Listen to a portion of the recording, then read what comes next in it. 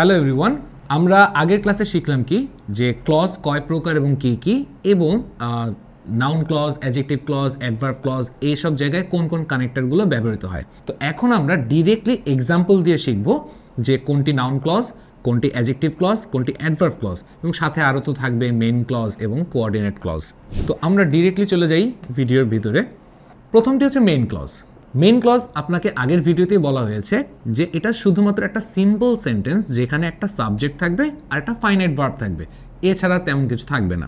এখানে দেখুন এক্সাম্পলটি, writing comes naturally to me. Writing comes naturally to me. তো এখানে দেখতে পাচ্ছেন যে রাইটিং এটা হচ্ছে একটা সাবজেক্ট আর কামস এটা একটা ফাইনাইট ভার্ব। এখানে কোনো কানেক্টর নেই, কোনো কনজাংশন নেই, কিচ্ছু নেই। তাহলে এটা পুরোটাই হচ্ছে আমার একটা মেইন ক্লজ বা ইন্ডিপেন্ডেন্ট ক্লজ। সেকেন্ড এক্সাম্পলে দেখেন, Jack went to the library to study for his exam. তো এখানে জ্যাক হচ্ছে সাবজেক্ট আর ওয়েন্ট এটা তো দেখেই বুঝতে পারছি এটা হচ্ছে একটা ফাইনাইট ভার্ব।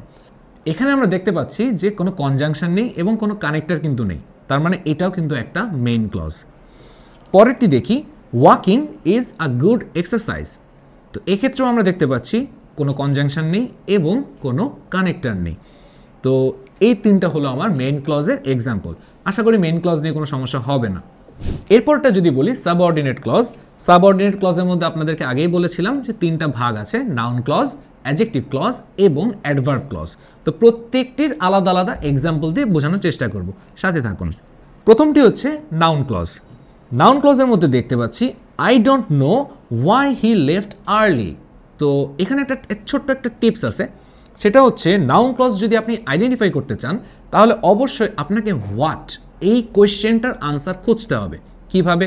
এই যে আই ডোন্ট নো, আমি যদি কোয়েশ্চেন করি যে আই ডোন্ট নো হোয়াট, আমি কি জানি না, সেই হোয়াটের আনসারটা হচ্ছে ওয়াই হি লেফট আর্লি, সে কেন তাড়াতাড়ি চলে গেল এটা আমি জানি না। তো এই পুরোটা হচ্ছে তাহলে এই হোয়াটের আনসার। তাহলে এতটুকু আমরা বলতে পারি একটা নাউন ক্লজ। পরেরটাতে যদি দেখি, I don't know how he did ইট। এক্ষেত্রে কিন্তু একই জিনিস, আই ডোন্ট নো হোয়াট, এই হোয়াটের আনসারটা হচ্ছে হাউ হি ডিড ইট। তাহলে আমরা বলতে চাচ্ছি যে সে কিভাবে কাজটা করেছিল সেটা আমার জানা নেই। তাহলে এটাও কিন্তু আমার একটা নাউন ক্লজ। পরেরটা যদি আমরা দেখি, what she said surprised everyone. তো এখানে আমাদের কোয়েশ্চেনটা এভাবে প্রেজেন্ট করতে হবে যে সবাইকে সারপ্রাইজ করেছিল কি, এই হোয়াট, এই হোয়াটের আনসারটা হচ্ছে হোয়াট শি সেইড। তো আপনাদের হয়তো বা এটার সাথে পরিচিত আপনারা যে হোয়াট দিয়েও কিন্তু কখনো কখনো সেন্টেন্স শুরু করা যেতে পারে। তো এক্ষেত্রে এই হোয়াট শি সেইড পুরোটা হচ্ছে আমার একটা নাউন ক্লজ। এরপরে আসবে হচ্ছে অ্যাডজেক্টিভ ক্লজ। অ্যাডজেক্টিভ ক্লজের প্রথম এক্সাম্পলে আমরা যদি দেখি, I don't know the reason why he left early. এটা আমি ইচ্ছা করে এই সেম এক্সাম্পলটা আমি ইউজ করলাম যাতে নাউন ক্লজের সাথে আপনি অ্যাডজেক্টিভ ক্লজের পার্থক্যটা ধরতে পারেন। আমরা কি বলেছিলাম, নাউন ক্লজে হোয়াটের আনসারটা দরকার হয় না, আর অ্যাডজেক্টিভ ক্লজের টিপসটা হচ্ছে অবশ্যই যে কানেক্টরটা থাকবে তার আগে খেয়াল করবেন যে একটা নাউন কিংবা একটা প্রোনাউন আছে কিনা। যদি নাউন কিংবা প্রোনাউন থাকে তাহলে অবশ্যই পরের যে ক্লজটা সেটা সেই নাউন প্রোনাউনকেই কিন্তু মডিফাই করবে। আর অ্যাডজেক্টিভের কাজ কি? নাউন এবং প্রোনাউনকে সে মডিফাই করে, দোষ, অবস্থা, গুণ এগুলো নিয়ে কথা বলে।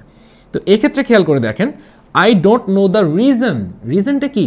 রিজনটা কিন্তু নাউন। তো এই রিজনের পরে বসছে ওয়াই, তার মানে এই ওয়াই হি লেফট আর্লি এই পুরো ক্লজটা রিজনকে কিন্তু মডিফাই করছে। তো আমরা এখানে বলতে পারি এই ওয়াই হি লেফট আর্লি এটা একটা অ্যাডজেক্টিভ ক্লজ। পরের এক্সাম্পলে, I don't know the method how he did it. দেখেন নাউন ক্লজে কিন্তু আমরা সেম একটা সেন্টেন্স ইউজ করেছিলাম, খালি ওখানে প্রেজেন্ট ছিল না কোনটা, মেথড। এখানে কিন্তু মেথড ওয়ার্ডটা ইউজ করে আমি পরের ক্লজটার নেচারই চেঞ্জ করে দিলাম। পরের আগে ছিল ওটা কি, নাউন ক্লজ, আর এখানে সেটা হয়ে গেছে অ্যাডজেক্টিভ ক্লজ। কারণ কি, এই হাউ এর আগে মেথড বসছে, মেথড কিন্তু একটা নাউন। পরবর্তীতে আমরা যদি অ্যাডভার্ব ক্লজ নিয়ে কথা বলতে চাই, এরপরে আসবে হচ্ছে অ্যাডভার্ব ক্লজ। অ্যাডভার্ব ক্লজে আমরা তো জানি অ্যাডভার্ব টাইম বোঝায়, রিজন বোঝায়, পারপাস বোঝায়, কন্ডিশন বোঝাতে পারে, কন্ট্রাস্ট বোঝাতে পারে, ম্যানার, প্লেস, এই জিনিসগুলো কিন্তু অ্যাডভার্বের কাজ। সে এইসব জিনিস দিয়ে মডিফাই করে। তো আমরা যদি সেন্টেন্সে চলে যাই, when the phone rang I answered it. When the phone rang I answered it. তো এই যে হোয়েন দ্য ফোন র্যাং, আমি কিন্তু একটা সময়কে ইন্ডিকেট করতেছি যে আমি ফোনটা কখন আনসার করেছিলাম, যখন রিং হয়েছিল। তাহলে হোয়েন দ্য ফোন র্যাং এটা একটা টাইম বোঝাচ্ছে, তাই এটা একটা অ্যাডভার্ব ক্লজ। পরেরটা যদি দেখি reason, as I was hungry I eight a sandwich. তো আমি বলতে চাচ্ছি যে কেন আমি স্যান্ডউইচটা খেয়েছিলাম, এই কেনর উত্তরটা কিন্তু হচ্ছে অ্যাজ আই ওয়াজ হাংরি, তাহলে এটা কিন্তু আমার একটা অ্যাডভার্ব ক্লজ।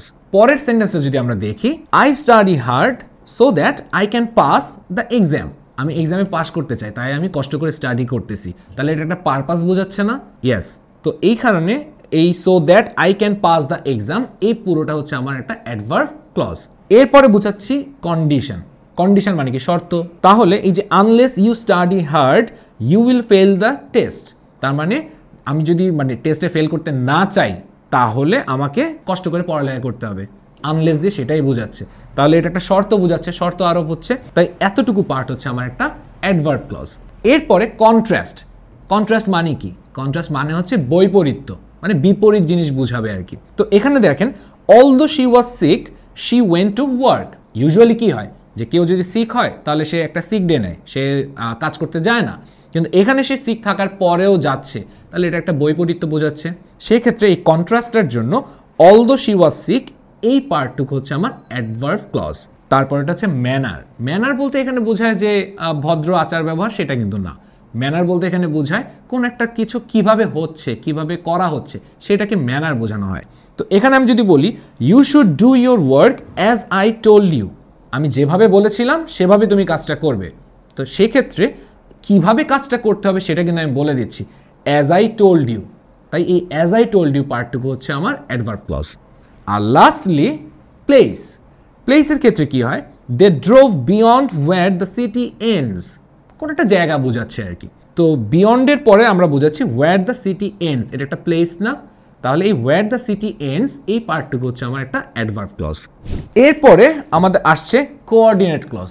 সত্যি কথা বলতে আমি যত বছর ধরে পড়াচ্ছি আমি কোঅর্ডিনেট ক্লজকে কখনোই অত ইম্পর্টেন্স দেইনি। তার কারণ কি? এটা আসলে কিছুই না, এটা জাস্ট একটা মেইন ক্লজের মডিফাইড ফর্ম। দুইটা মেইন ক্লজ বসবে আর মাঝখানে একটা কনজাংশন বসবে, তাহলে হয়ে গেল আমার কোঅর্ডিনেট ক্লজ। দুইটা ক্লজ বা তিনটা ক্লজ যে কয়টাই বসুক না কেন, প্রত্যেকটিকে এক একটি কোঅর্ডিনেট ক্লজ বলা হবে। এক্সাম্পল দিয়ে যদি বুঝাই, ইট স্টপড রেইনিং, এতটুকুতেই কিন্তু আমার একটা সেন্টেন্স কমপ্লিট হয়ে যাচ্ছে। এরপর আমি একটা কনজাংশন, এই যে গ্রিন কালার দিয়ে আমি দেখিয়ে দিয়েছি অ্যান্ড, এই কনজাংশনটা বসানোর পরে দ্য সান কেম আউট, এটাও কিন্তু একটা সেন্টেন্স, আপনি আলাদাভাবে ব্যবহার করতে পারবেন, কিন্তু আমরা এই দুইটিকে কানেক্ট করছি অ্যান্ড দিয়ে, তাই প্রত্যেকটিকে বলা হচ্ছে এক একটি কোঅর্ডিনেট ক্লজ। পরেরটা যদি আমরা দেখি, I hate to waste a drop of gas for it is very expensive this days. তো এখানে খেয়াল করে দেখেন, আমরা একটা নতুন কনজাংশন ইউজ করতেছি ফর, যেটা আমি ইউজুয়ালি দেখি না কাউকে ইউজ করতে। এখানে ইউজুয়ালি সবাই ইউজ করে বিকজ, তবে ফরকে আপনি ইউজ করতে পারবেন। তবে একটা জিনিস খেয়াল রাখবেন, পাংচুয়েশন মার্ক, যেটা কিন্তু অবশ্যই অনেক গুরুত্বপূর্ণ একটা জিনিস। ফরের আগে কিন্তু একটা কমা ইউজ করতে হবে। For it is very expensive this days, তো এখানে এই যে it is very expensive this days, এটা কিন্তু একটা সেন্টেন্স। আবার I hate to waste a drop of gas, এটাও কিন্তু একটা কমপ্লিট সেন্টেন্স। ওই যে মেইন ক্লজে পড়িয়েছিলাম যে একটা কমপ্লিট সেন্টেন্স, সে নিজেই কিন্তু একটা মেইন ক্লজ। তো দুটি মেইন ক্লজ একটা কনজাংশন দিয়ে যুক্ত হয়ে তৈরি করে ফেললো কি? Coordinate clause. তো এখন আপনাদেরকে আরেকটা চিট কোড শিখাই দেব। সেই চিট কোডটা হচ্ছে যে কোঅর্ডিনেট ক্লজকে আমরা কিভাবে চিনতে পারি, মানে একদম এটা হয়তো বা 95% টাইমস এটা কাজ করবে, আপনারা নিঃসন্দেহে এটা ইউজ করতে পারবেন, কোনো সমস্যা নেই। সেটা হচ্ছে আর কিছুই না, ফ্যান বয়েজ। আমি যেমন হচ্ছে বেনেডিক্ট কাম্বারব্যাচের ফ্যান বয়, আমি সেখান ফেভারিট অ্যাক্টর আমার, তো সেখান থেকে আমি নামটা পেলাম ফ্যান বয়েজ। তো এই ফ্যান বয়েজ দিয়ে কি বুঝায়? এফ দিয়ে বুঝায় ফর, এ দিয়ে বুঝায় অ্যান্ড, এন দিয়ে নর, বিতে বাট, ওতে অর, ওয়াইতে ইয়েট, আর এসে সো। তো আপনি যদি দেখেন যে দুইটা ক্লজের মাঝখানে এই মানে কয়টা 1 2 3 4 5 6 7, এই 7টা কনজাংশনের মধ্যে যে কোনো একটা বসছে, তাহলে আপনি নিঃসন্দেহে দাগিয়ে দিতে পারেন যে ওই দুটি হলো কোঅর্ডিনেট ক্লজ। তো এটা কোঅর্ডিনেট ক্লজ চেনার একটা খুবই ইজি একটা ওয়ে, জাস্ট এই 7টা একটু কষ্ট করে মনে রাখবেন, তাহলেই হয়ে যাবে। Thank you everyone. আশা করি এই ভিডিও দেখে আপনারা উপকৃত হয়ে থাকবেন এবং পরবর্তীতে আপনাদের ক্লজের এক্সাম্পল অথবা ক্লজ আইডেন্টিফাই করা এইসব ক্ষেত্রে আপনাদের আর কোনো বেগ পেতে হবে না। Thank you.